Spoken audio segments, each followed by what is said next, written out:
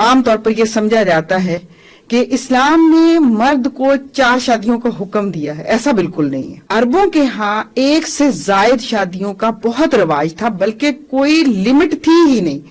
9 10 11 12 یعنی بڑی تعداد میں بیک وقت بیویاں رکھتے تھے. تو دراصل اللہ تعالیٰ نے اس کو محدود کیا ہے کہ یہ نہ ہو کہ تم نکاح کرتے چلے جاؤ اور تم اس کے حق ادا نہ کر سکو.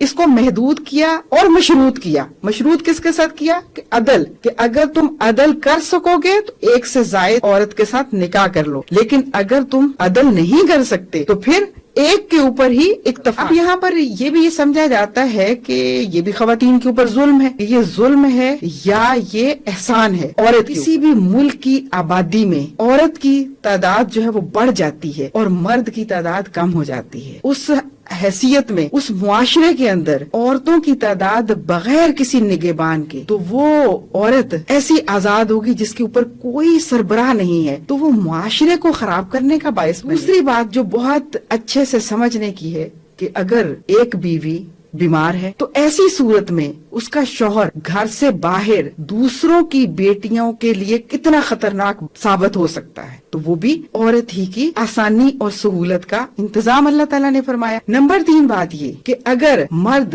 ایک عورت پر اکتفا نہ کر سکتا ہو تو معاشرے کے اندر پھر کتنے مسائل ہوں گے، اس سے بھی اللہ تعالیٰ نے. اصل مسئلہ ہمارے نظام کے اندر ہے، اور عدل کا مطلب یہ ہے کہ نبی صلی اللہ علیہ وآلہ وسلم ہر چیز میں عدل کرتے تھے. وقت میں، لین دین میں، تحفے تحائف میں، ضروریات کو پورا کرنے میں، میل ملاقات میں. اصل مسئلہ ہمارے نظام کے اندر ہے. اور اس کے ساتھ پھر یہ بھی کہ اگر تمہارے پاس کسی جنگ کے ذریعے سے خواتین قیدی ہو کر آتی ہیں تو ان کے لیے حکم دیا گیا ہے کہ ان کے ساتھ بھی نکاح کر لو، انہیں آزاد کر کے نکاح کر لو، کیونکہ وہ باعزت فیملی سے تعلق رکھتی تھیں، لہٰذا وہ غلامی کی زندگی نہ گزاریں بلکہ وہ عزت کے ساتھ تمہاری زوجیت میں آ جائیں. تو یہ دین اسلام ہے جو عورت کو ہر طرح سے پروٹیکٹ کرتا ہے.